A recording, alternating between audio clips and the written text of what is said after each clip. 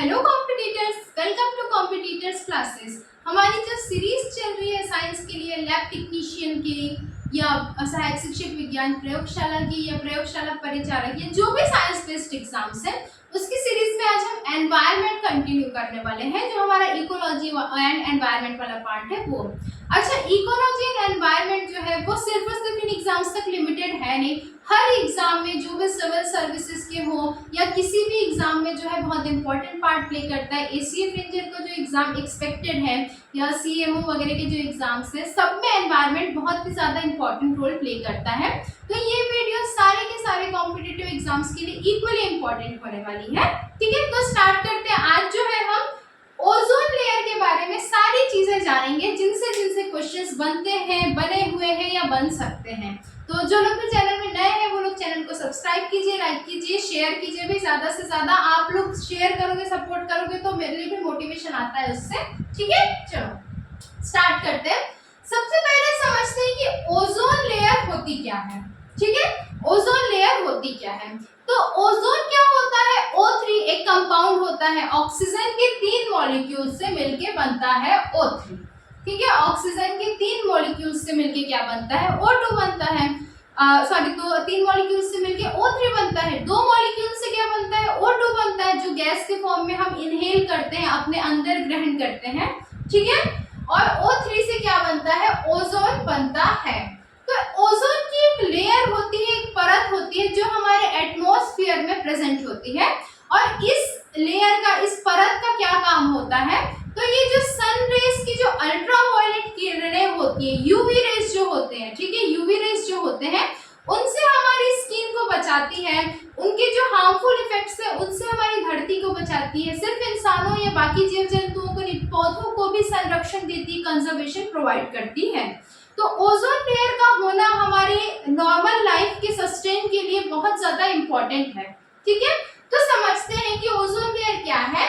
Ozone layer is a blanket or layer of O3 found in stratosphere layer of earth's atmosphere. ठीक, मतलब एक layer, एक परत है जो हमारे एटमॉस्फेयर के स्ट्रेटोस्फीयर नाम की लेयर में पाई जाती है। ठीक, तो यहाँ से एक क्वेश्चन बनता है कि भाई ओजोन लेयर जो है वो कौन से परत में पाई जाती है, कौन से लेयर में पाई जाती है एटमॉस्फेयर के? तो ओजोन लेयर किस में पाई जाती है? स्ट्रेटोस्फीयर में पाई जाती है। पूछा हुआ क्वेश्चन है। ठीक है, यहाँ तक के क्लियर होगा आपको। अच्छा, ओजोन लेयर जो होता है वो केवल स्ट्रेटोस्फीयर में नहीं पाया जाता, इसके अलावा एक और लेयर में भी पाया जाता है। तो 90%, 90% तक के जो ओजोन लेयर है वो कहाँ पाया जाता है? वो स्ट्रेटोस्फीयर में पाया जाता है।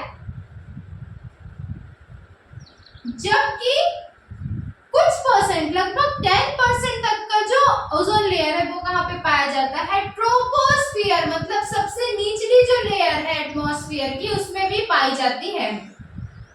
लेयर्स ऑफ एटमॉस्फेयर के बारे में मैंने एक डिटेल वीडियो जो है वो रखा हुआ है प्लेलिस्ट में, आप लोग जाके चेक कर सकते हैं। ठीक है, तो 90% कहाँ पाया जाएगा? स्ट्रेटोस्फीयर में। 10% कहाँ पे पाया जाएगा? ट्रोपोस्फीयर में। जो स्ट्रेटोस्फीयर में ओजोन लेयर पाई जाती है उसको जनरली हम गुड ओजोन या अच्छा ओजोन बोलते हैं। क्या बोलते हैं? गुड ओजोन या हिंदी में अच्छा ओजोन बोला जाता है। स्ट्रेटोस्फीयर वाला अच्छा है, ट्रोपोस्फीयर वाला कम अच्छा है, बस ऐसे समझ लो। ठीक है, अब इसकी जो दूरी होती है, जो एरिया कवर करता है, कौन? स्ट्रेटोस्फीयर नहीं, ozone layer. Ozone layer stratosphere के 15 से 35 किलोमीटर की दूरी को कवर करता है। मतलब जो हमारी लेयर है वो कितने दूरी में पाई जाती है? लेयर ऑफ O3 जो है वो 15 से 35 किलोमीटर की दूरी में पाई जाती है। कौन से लेयर में? तो स्ट्रेटोस्फीयर में। ठीक है, स्ट्रेटोस्फीयर में। और ये क्या करती है? हमारे अर्थ को, अर्थ में रहने वाले जो भी लिविंग ऑर्गेनिजम्स है, प्लांट्स, एनिमल्स, ह्यूमंस जो भी हैं, उन सब को सन रेज की अल्ट्रावायलेट जो रेज होती हैं, जो यूवी रेज होती हैं, जो कि बहुत हार्मफुल होती है हमारी स्किन के लिए, उनसे हमको प्रिवेंट करती है, बचाती है। ठीक है, अब ओजोन लेयर को और क्या बोला जाता है? पूछा हुआ क्वेश्चन है, बहुत इंपॉर्टेंट। अच्छा, ये भी पूछा हुआ क्वेश्चन है, ठीक है, ये भी स्टार मार्क्ड है, बिल्कुल इंपॉर्टेंट क्वेश्चन है। ओजोन लेयर को और क्या बोला जाता है? तो भाई ओजोन लेयर को अम्ब्रेला ऑफ अर्थ या पृथ्वी का छाता बोला जाता है। ठीक है, अम्ब्रेला ऑफ अर्थ या पृथ्वी का छाता बोला जाता है। ये क्यों बोला जाता है? क्योंकि ये हमारे अर्थ को प्रिवेंट करती है, प्रोटेक्ट करती है। ठीक है, साथ में इसको और क्या बोलते हैं? तो सनस्क्रीन ऑफ अर्थ भी बोलते हैं। ज्यादातर लोग जो है अभी गर्मियों के टाइम पे अपने स्किन को सन की अल्ट्रावायलेट रेस से बचाने के लिए सनस्क्रीन लगाते हैं ना बॉडी में। तो बिल्कुल हमारे अर्थ के लिए सनस्क्रीन का काम क्या कौन करता है? ओजोन लेयर करता है। ठीक है, तो ओजोन लेयर के फंक्शंस क्या है? ये हमको किससे बचाता है? प्रिवेंट्स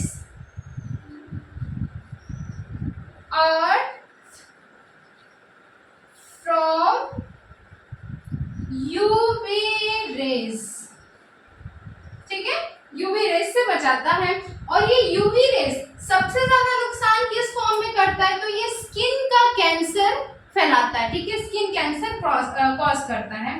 तो क्या करता है ये यूवी रेज? क्या करता है? स्किन कैंसर जो है वो लोगों में ला देता है।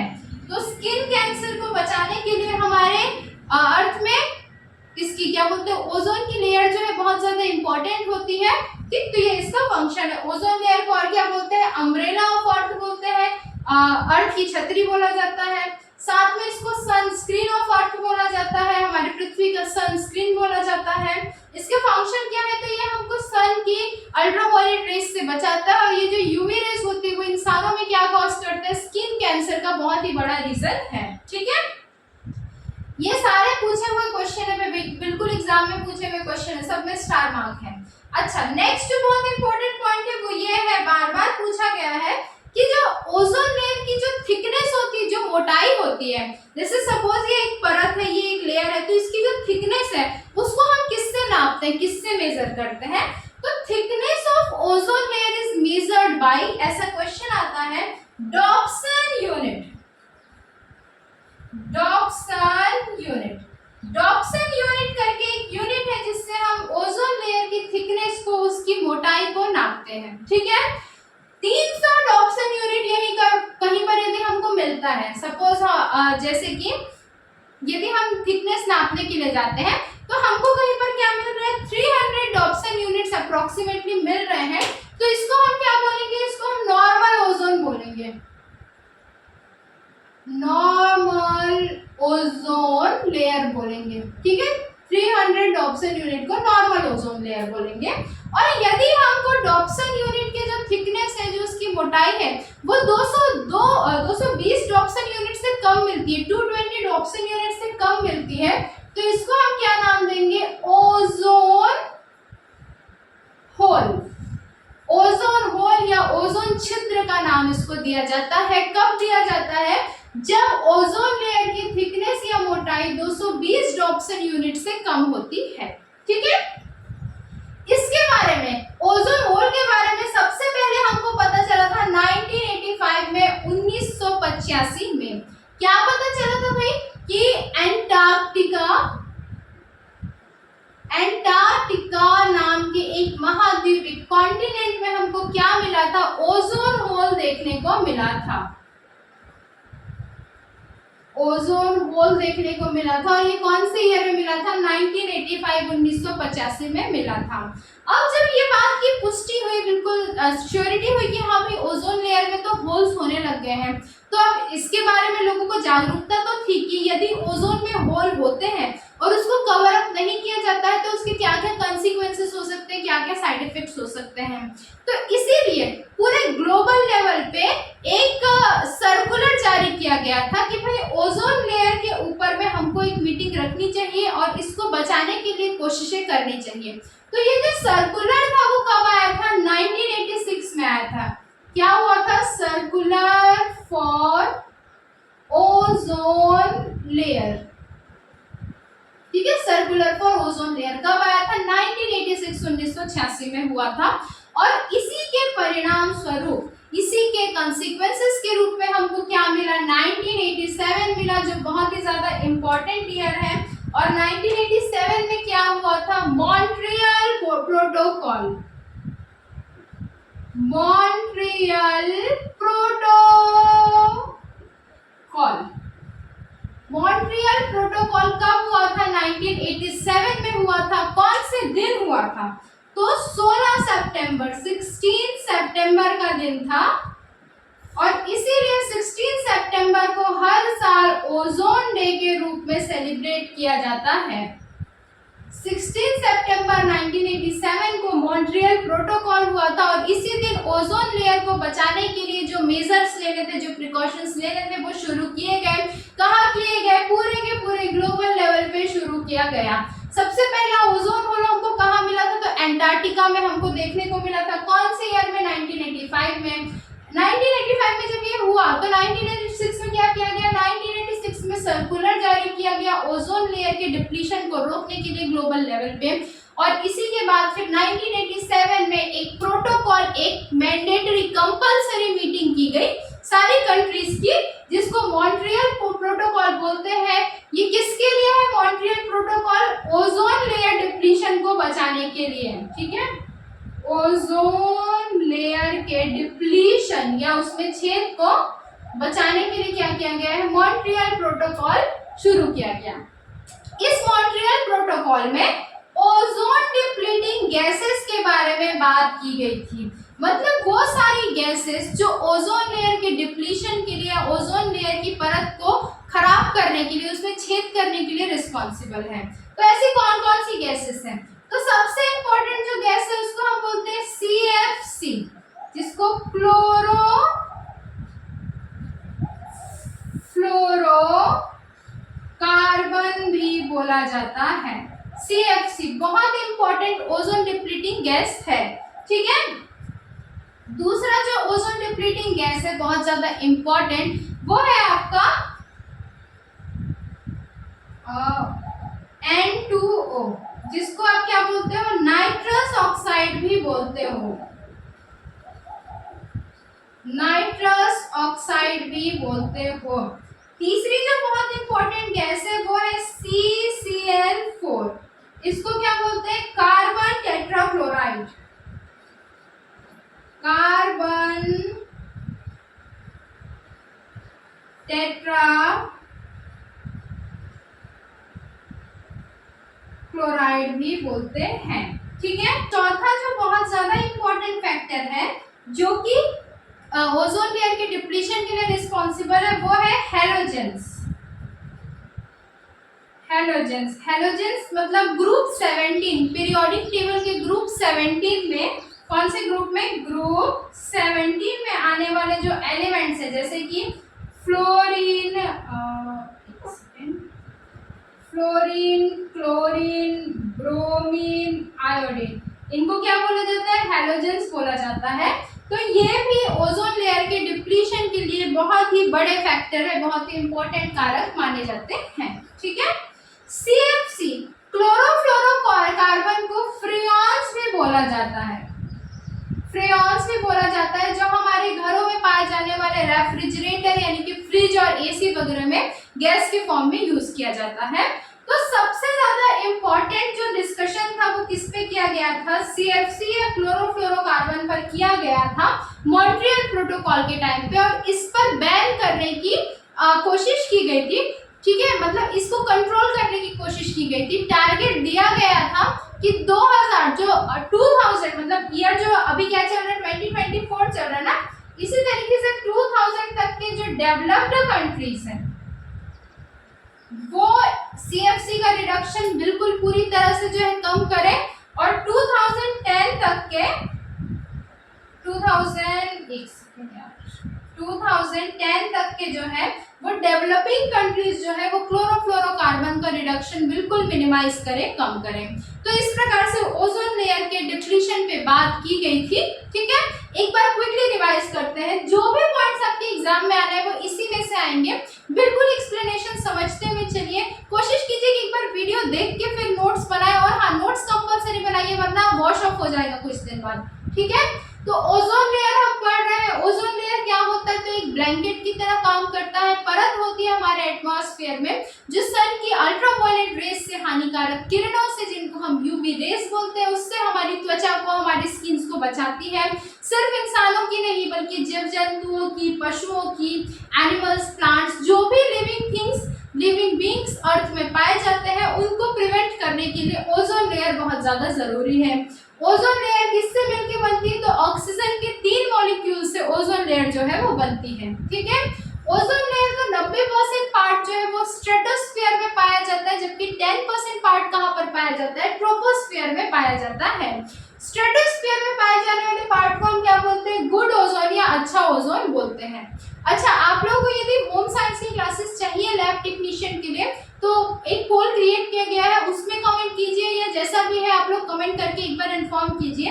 यदि ज्यादा लोग दिखते हैं जो चाहते हैं कि क्लासेस हो तो उसके लिए स्टार्ट किया जाएगा। ठीक है, ये टोटली आपके ऊपर है।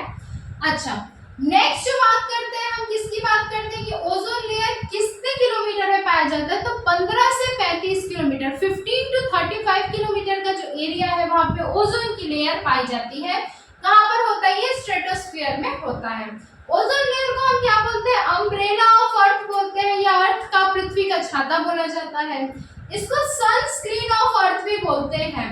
अर्थ के लिए किसका काम करता है? सनस्क्रीन का काम करता है, क्योंकि जैसे जो सनस्क्रीन है वो हमारी बॉडी को सन की अल्ट्रावायलेट रेज से बचाते हैं, बिल्कुल उसी तरीके से ये हमारे पूरे अर्थ के लिए सनस्क्रीन का काम करता है, हमारे पूरे अर्थ को सन की यूवी रेज से बचाता है। ठीक है, फंक्शंस हम देखें, जो वही मैंने बताया वही फंक्शन है ओजोन लेयर का कि हमारे अर्थ को प्रिवेंट करने का काम करता है।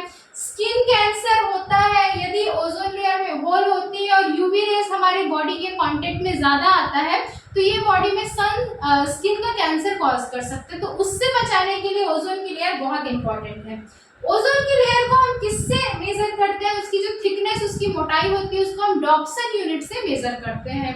ठीक है, 300 डॉप्सन यूनिट यदि ओजोन की थिकनेस है तो ये क्या कहलाता है? नॉर्मल लेयर कहलाता है, वहां पे कोई होल नहीं है। लेकिन यदि डॉप्सन यूनिट की जो थिकनेस है वो 220 से कम आ रही है तो वहां पे क्या कहेंगे हम? उसको हम ओजोन में होल या ओजोन छिद्र कंसीडर करेंगे।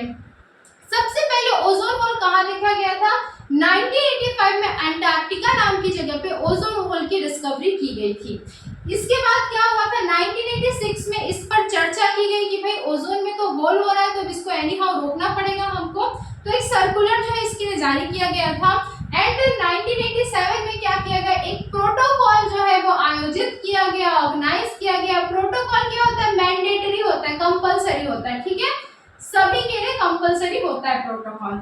तो प्रोटोकॉल मॉन्ट्रियल प्रोटोकॉल बोलते हैं जिसको वो ऑर्गेनाइज किया गया 16 सितंबर 1987 को। इसीलिए हर साल 16 सितंबर को हम वर्ल्ड ओजोन डे के रूप में सेलिब्रेट करते हैं। अलग अलग थीम्स इस पर होती है, तो जो भी रिसेंट थीम होंगी, अभी 2024 का तो आया नहीं है, 2023 की जो रिसेंट थीम होंगी वो आप लोग ध्यान में रखिएगा। ठीक है, इसमें क्या हुआ था? इस मॉन्ट्रियल प्रोटोकॉल में ओजोन लेयर डिप्लीशन के ऊपर में चर्चा की गई थी और ये पता चला गया था, मतलब ये हमको रीजंस उसके मालूम चले थे कि कुछ गैसेस होते हैं जो ओजोन लेयर का डिप्लीशन जो है वो कॉज करते हैं और उनको रोकने के लिए कुछ मेजर्स लिए गए थे। सबसे इंपॉर्टेंट गैस हमको पता था CFC, जिसको क्लोरोफ्लोरोकार्बन या फ्रियॉन्स भी बोलते हैं, जो कि रेफ्रिजरेटर्स या एयर कंडीशनर्स में पाया जाता है। सेकेंड है आपका नाइट्रस डाइऑक्साइड, जिसको N2O बोलते हैं। थर्ड है आपका कार्बन टेट्राक्लोराइड, जिसको CCl4 बोलते हैं।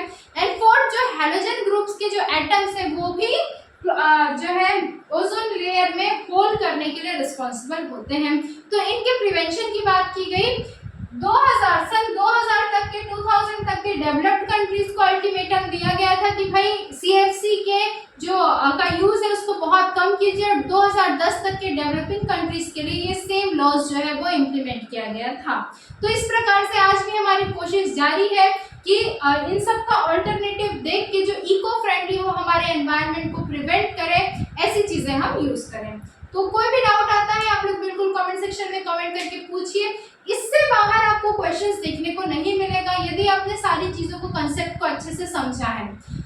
एटमॉस्फेयर की लेयर्स मैंने पहले ही वीडियोस में बता के रखी है, सारी चीजें अच्छे से कवर्ड अप है, आप लोग जाके एक बार उसको चेकआउट कीजिए।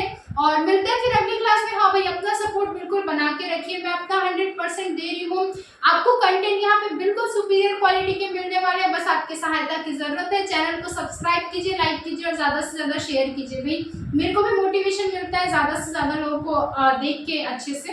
ठीक, चलो फिर मिलते हैं अगली क्लास में। Okay bye, take care.